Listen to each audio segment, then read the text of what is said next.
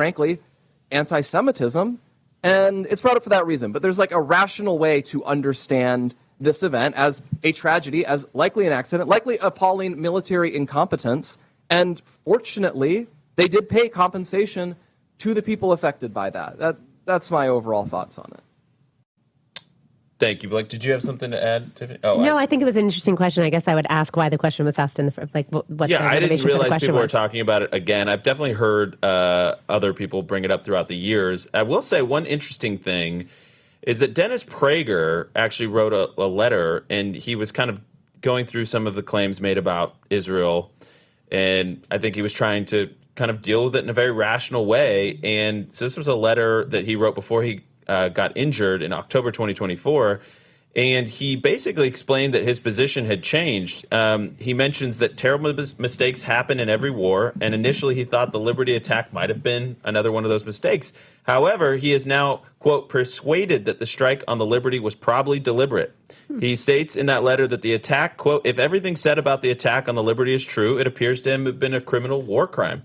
And he expressed frustration that he doesn't understand why both the American and Israeli governments covered it up at the time and have never since explained why it happened.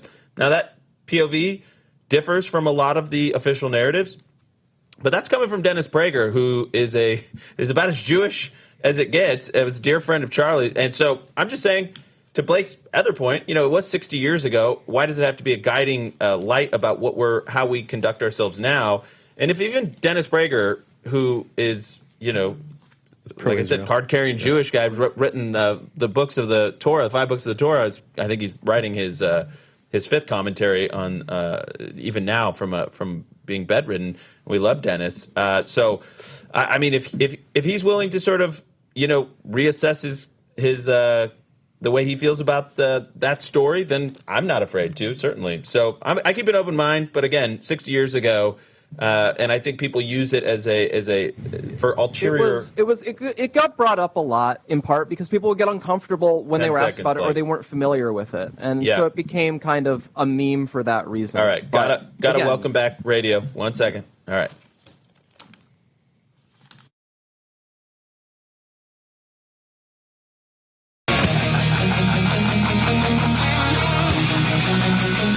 All right, welcome back to the Charlie Kirk Show. Ask Us Anything, final segment of the day. Avery, welcome to the Charlie Kirk Show. Hey, guys. Great honor to speak to you today.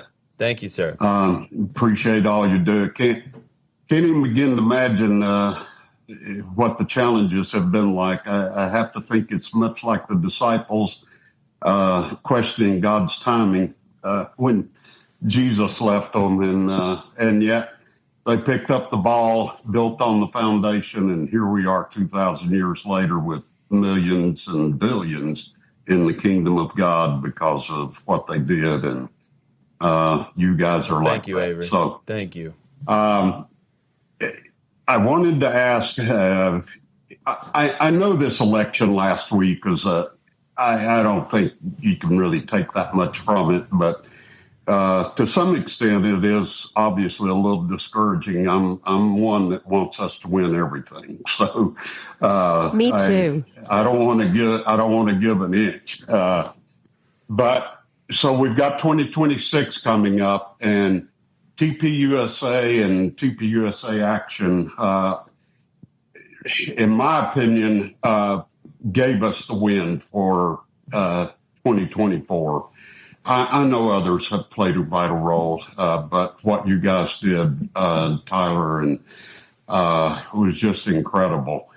What I need to hear today is some encouragement that there's a good plan being put in place to hopefully maybe mobilize this tremendous army with all of the new TPUSA chapters and everything else that is going to give us a victory that we desperately have to have for 2026. Well, otherwise, MAGA and Trump is going to have a lame duck in those last 2 years, and we can't afford that. Do you want to address Avery's concerns? Yeah, so Avery, first off, thank you for that, and thank you for the support. I mean, obviously, for the entire audience, the power behind the Charlie Kirk Show was that we were able to mobilize tens of thousands of people, really hundreds of thousands of people, maybe millions if you look at our TikTok and everything else, to help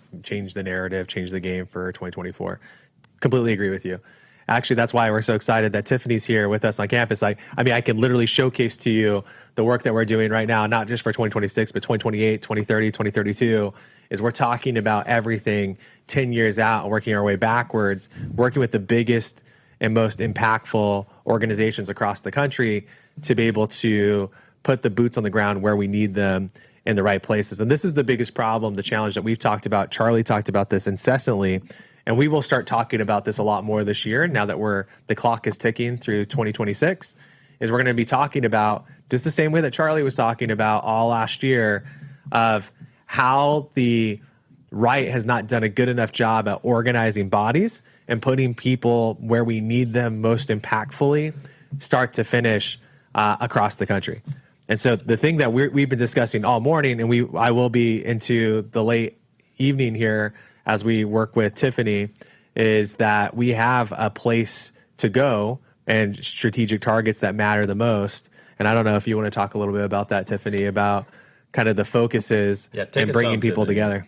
Yeah, I'm just so excited to work with Turning Point Action. I think you're right that Turning Point was the factor that helped us to win in 24 and help put President Trump in the White House. And so at Heritage Action, as I said, we do a lot of federal work, a lot of state work. We're focusing on political action. We're focusing on acquiring power and working with Turning Point and other organizations in order to mobilize voters, get them out. And we're looking for the lions. Paper in the box. Paper in the box. Can I just make an observation? When we started in this space, and Tyler can attest, it was like dog eat dog. They didn't want us getting invading their terrain. They were worried about donors, all this stuff. So to have Heritage Action and Turning Point Action cooperating on this is just like such a huge advancement in the space. I just want to give you guys both credit for that. And what I've seen just from my limited time in politics, but I'm a mom of four, so I'm in it for the right reasons, is the fact that there are a lot of people that get involved and suck money out of the ecosphere of politics. And, we're here to invest in the American people and making sure that we're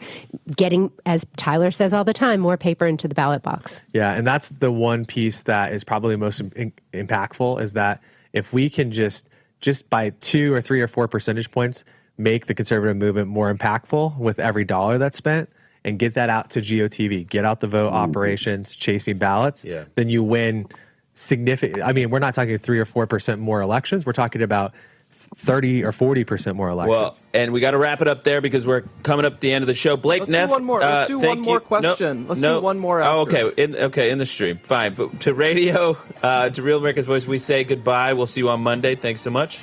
We'll take one more in the break.